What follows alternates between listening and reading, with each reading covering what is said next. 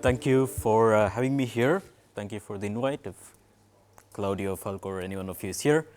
During the energy policy program events, a frequent suggestion that we get is to make more events about the non-technical aspects of energy. So bringing in perspectives from philosophy, sociology, or behavioral science, etc. And I think this would be part, or this would serve that purpose, this presentation. I hope you will like it. And those of you who did come to the SES session in the morning, Scenario Explanation System, thank you. I think some of it might sound familiar. We'll see. So just a very quick poll. How successful do you think the transition to sustainable energy has been here, let's say in the Western world? Just a quick poll. It has been quite successful. Raise your hands. Okay. Say about 50%. The others, I'm assuming you don't think it's quite successful. It's kind of a yes or no kind of question, so that's how usually they tend to work. So for the purpose of this presentation, let's go from the fact that, let me go from the opinion that, we have not been quite successful in the energy transition. And why do I say that? Well, we have made progress for sure, but then over the past 20 years mainly, we've seen, when it comes to the fight against climate change, we've seen, for example, the US not signing or pulling out of the Paris Agreement, also of the Kyoto Protocol. Canada and Australia were out. Even here in Germany, arguably the home of the Energiewende, we are not meeting our 2020 emissions target. So maybe somewhere something isn't great, right? So let's switch topics for a moment. Who's heard of the term post-truth? Okay, not bad. Then would one of you care to explain what you think it is very quickly? You have a mic going around?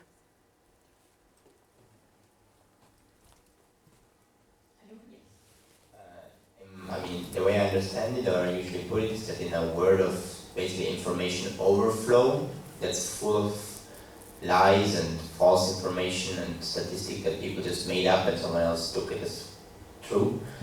Basically, you can pick your own truth, and there's no truth anymore. There's just what you believe is truth, and you can pick it out of a pool that basically has all the options from everything's fine to everything's horrible.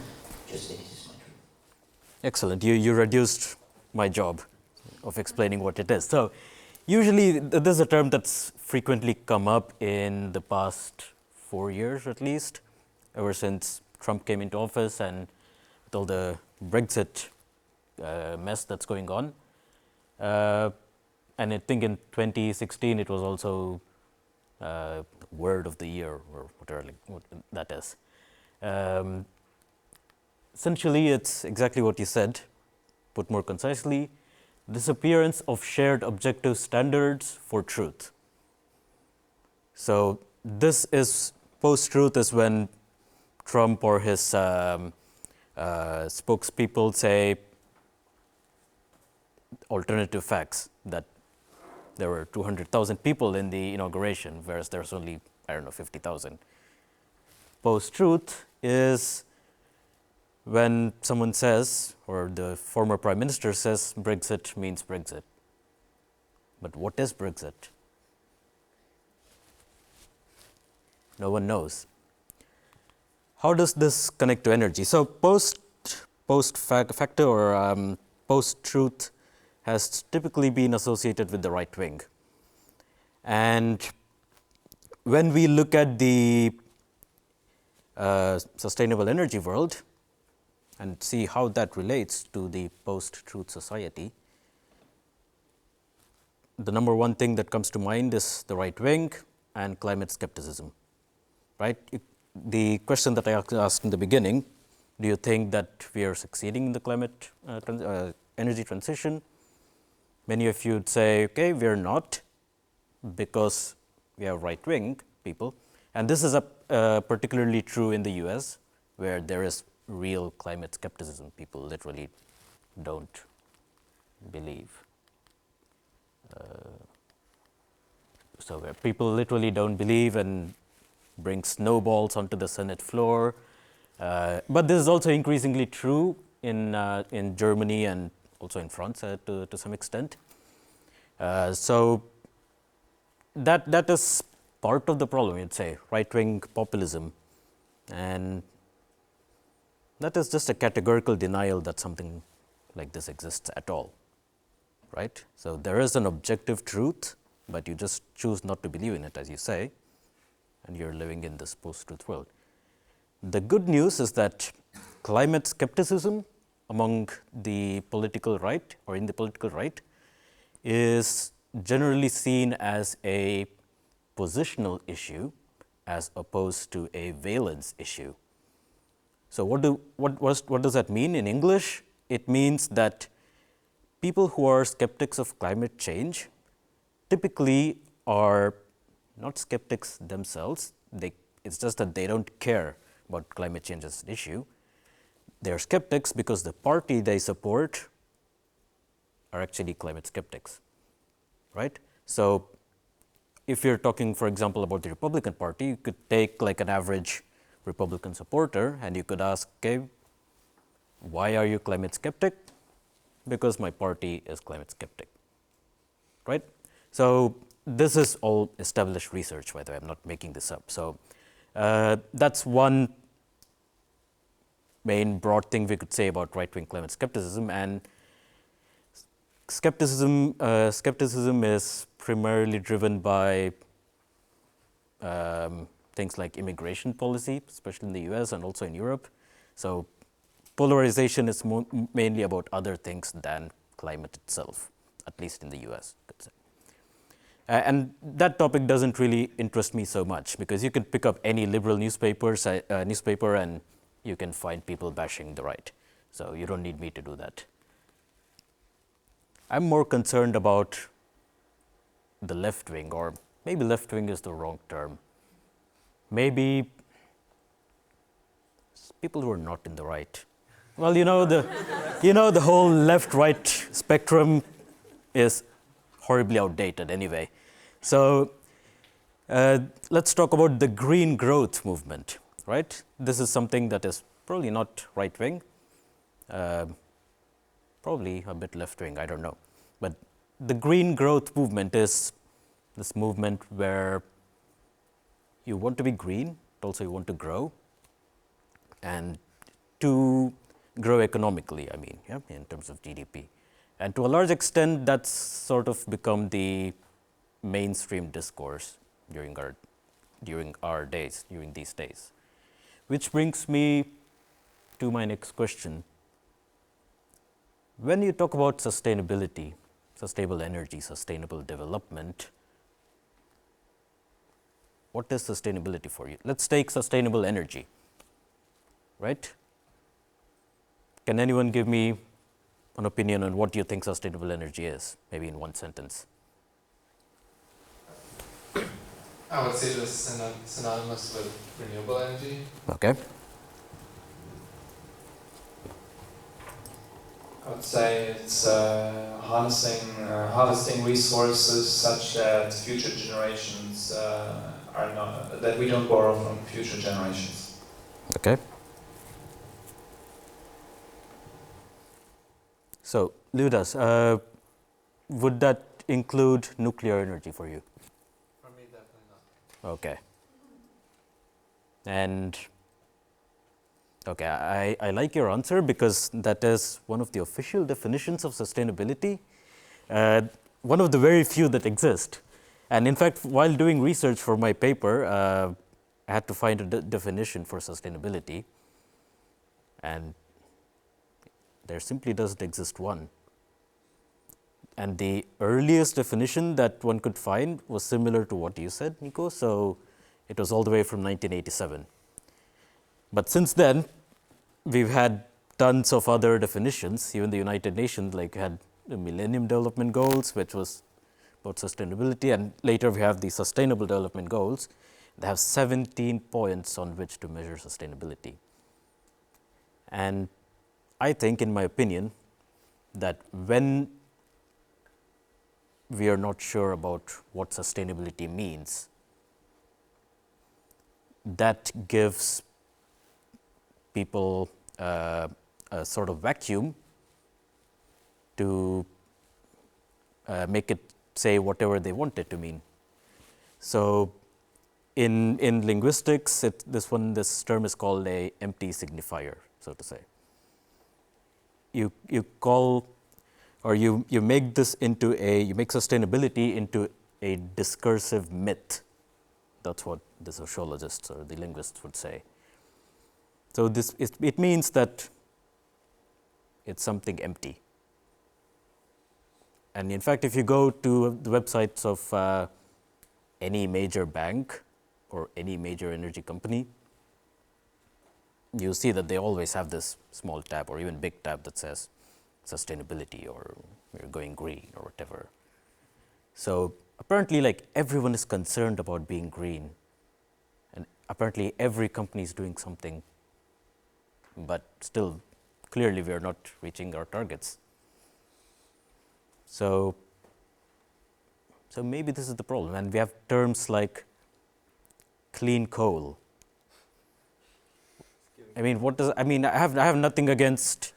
I'm not making a value judgment on any of this, but I'm just asking, what does it mean, right? I'm not the one to say this is good or this is bad. I'm just asking what it means. And so, what should we be doing about this, right? I mean, I guess in these kind of talks, you get some points at the end about, okay, what should I do in order to solve this issue, and then you start doing yoga and meditation and drinking soya milk and heifer milk, and okay, tomorrow we're all saved. But no, unfortunately, in many of the humanities, you don't have a clear answer most of the times. Or let's say, philosophy is asking the right questions. And so that's why I would ask you to do something even more radical, right? I need you to think about the sort of language that we use every day and how that relates to ideology. And what do I mean by this? By language, I mean everyday terms that we use. We have innovation engine for sustainable energy across Europe, right? Okay, what does sustainable mean? Okay, we just had a discussion about that, but what does energy mean? What does it mean to you? I mean, for him, it means sustainable energy means something renewable, nothing nuclear. But for some, maybe it does. So we as a society, we have different conceptions of the same concept, and that is probably a problem. I don't know. But in any case, I think it's worth thinking about the kind of world that we build through our words.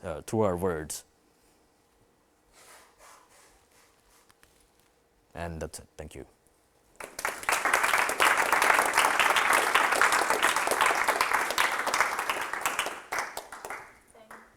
Thank you very much, Swaroop, for these insights. Was I on time? You were shorter than any other time. Okay.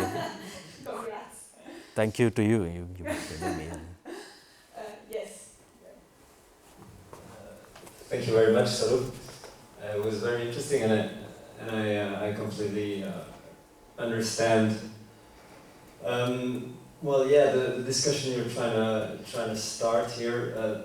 The only issue maybe is, I guess a lot of people came out of this probably more confused than before. That's exactly that's the point. I think sustainability is something very complex indeed, and people use the word very liberally. There's a lot of people think that they are helping the world by doing very basic things such as recycling, and it's not sufficient. But there is a very clear metric that we're very focused on, especially here in Europe, and it's CO2 emissions. It's something that it's only one part of the equation, and people should be aware of it. But right now, I think the urgency is on CO2 emissions.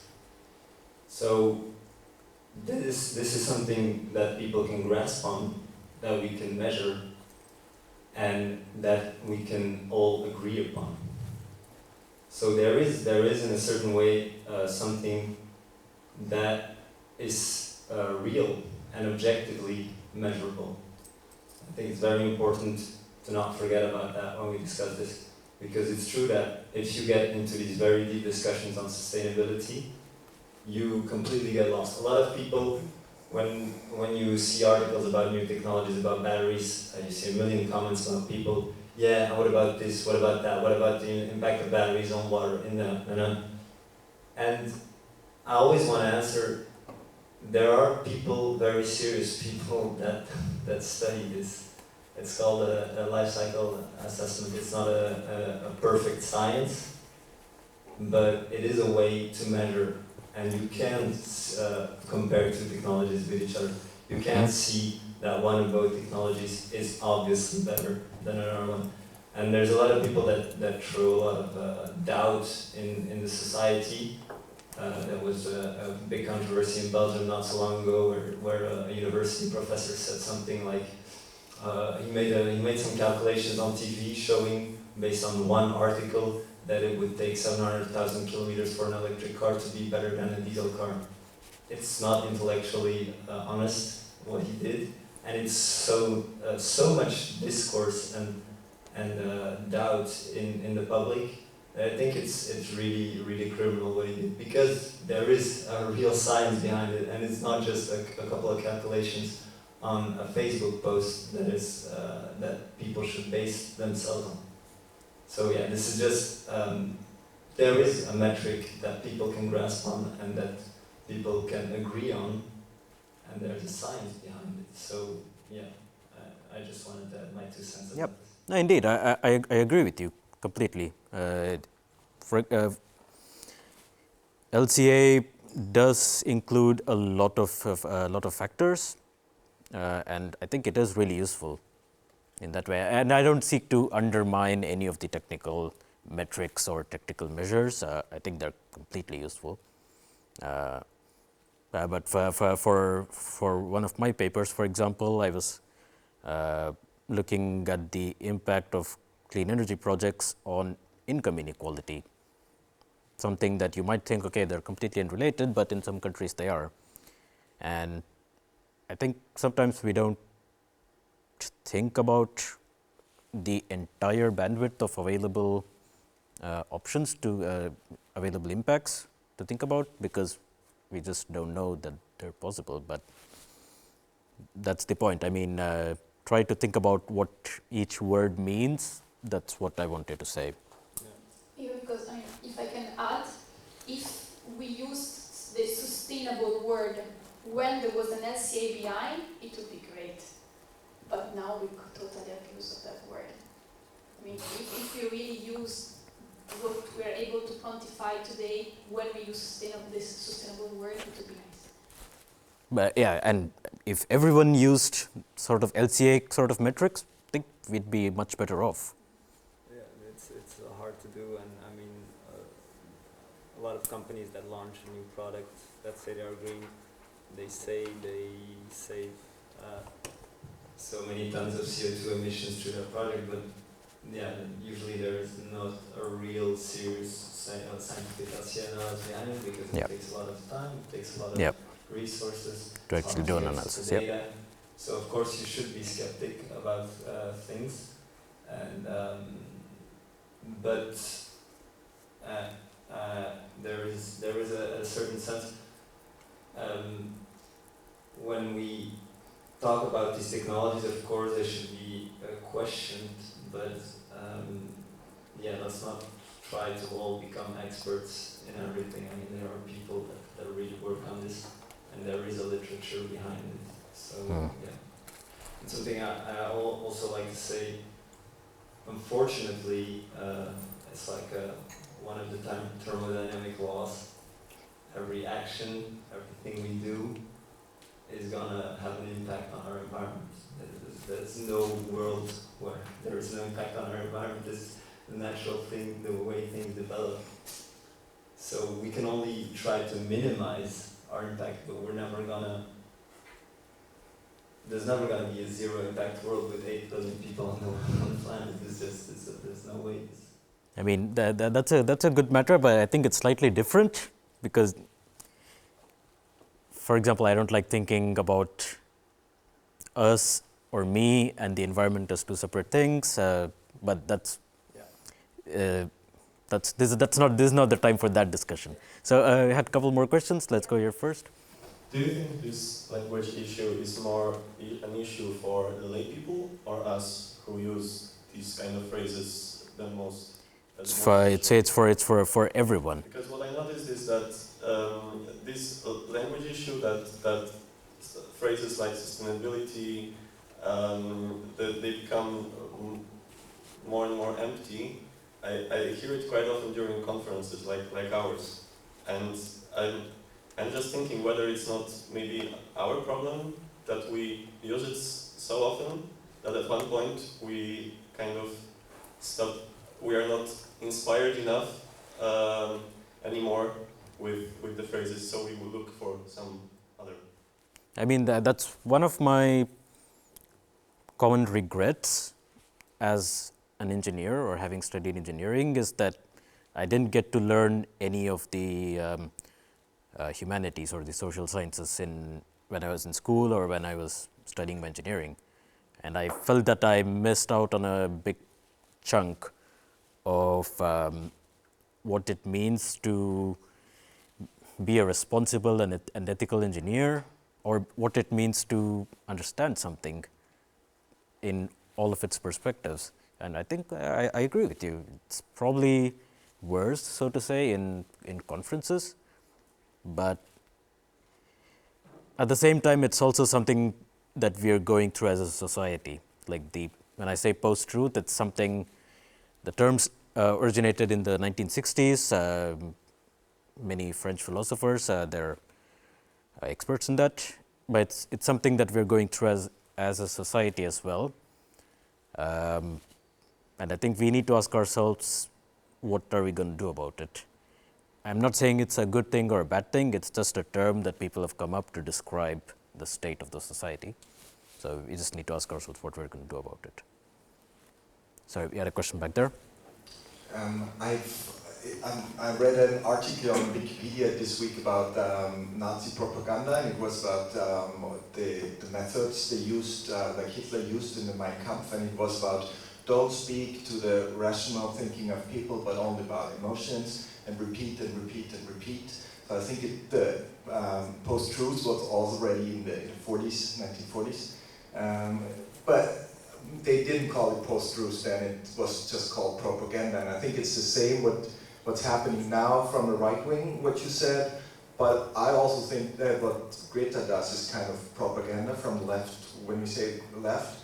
But what should we then do? Well, of course, at the end, we want to decide. I'm scared that we now do the wrong decisions based on what Greta brings to the table, because we don't only have one metric and that's CO2, we also have like social responsibility, and my decision was, okay, I need to change, maybe I get only 2 instead of 6 kids, I go vegan, I drive my bike on a daily basis, I go protesting because the government needs to do something, I only order, maybe not through Amazon, but I go for an environmental friendly consumerism. That's what I can do on a daily basis. But are there any like statistical KPIs from your research, or what we really should do, what has the best impact? Because what we all agree on, we have a great lifestyle in the West, and we want to keep this for, let's say, my grandkids in 100 years. My grandkids will be, I don't know how old, like 80 in 100 years? I have no idea. To answer your question really straight, I don't know. I don't know if there are any statistics on this, but my personal opinion is that at least I don't like to see, let's say, my opinion on personal responsibility or taking personal responsibility for climate change. I think that it's overrated. I think what we might need is a bigger societal change that is more radical, and we should be pushing for that. And on that level, at least, I appreciate what Greta Thunberg is doing, even if I don't like the movement overall. That's another thing. But no, I don't have the direct answer to your question on what we can do. One of you? How did you call the word vacuum symbolizer? Empty signifier. Empty signifiers. So you were talking about post-truth and empty signifiers. Yep. Is there a relation to the idea that language creates reality? Yeah. Could you comment on that? It comes exactly from that. So there was a movement or movement in philosophy called structuralism, which came. So it's in philosophy and in linguistics. In the 1900s, there was a Swiss linguist called Ferdinand de Saussure, who developed this theory that what we think of a word differs from people to people. So when I say a tree, that's the most classic example given, you're thinking one particular type of tree. Maybe it's an oak tree, maybe it's a pine tree. But if you ask me the same thing, maybe it's a palm tree, maybe it's a coconut tree. So fundamentally, we have different understandings of the same word. And there's also a linguist or philosopher, Wittgenstein, who also has a really pioneering theory on this. It's all in modern linguistics, let's say. And this is all structuralism, that words have different meanings depending on whom you ask, first of all, but that words are also connected to each other. So when I say, a tree, for you it means green or it has green leaves. For me, maybe no, it has yellow leaves, I don't know. And then you go to the dictionary and you search for the meaning of the word green, and then so on and so forth. Like, you create a web of words and therefore a web of meaning. What post-structuralist or postmodernist thinking, there are a bunch of words to describe this, what post-structuralist thinking says is that there is no standard. Like, structuralism assumes that there's a rigid structure here in terms of words. For post-structuralism, there is no rigid standard. They're really floating, and that's where Poststructuralism comes from. There are many resources that are there that I could recommend. Cool, thanks. My question is more about the relationship between different generations and their relationship with post-truth and also climate change skepticism. So what do you think? I generally believe, and I get the impression that older generations are a little bit more subject to believing post-truth fake news and in general, all this post-truth propaganda, while younger generations are a little bit more equipped against it. And I would like to know if you agree, or to what extent you agree, and if there is something that maybe older generations do better than the younger generations, and why? That's a good question. I mean, I don't think there's anything fundamentally better about the way our generation thinks. I mean, I had this discussion. I have this discussion with my parents a lot. It's like, okay, now you think whatever we did was wrong. I mean, we thought the same about our parents, about our grandparents. So I don't think. I mean, this is more of a generation gap issue, and I don't think that older people per se are particularly more susceptible to the effects of the post-truth world, if I can say that. What is true is that the amount of technological change that we are experiencing is unprecedented, and even in my lifetime, like my first smartphone was in 2014, and it was just hardly 5 years ago, but it's already become like so central to my life, and it's really changing so rapidly. Okay.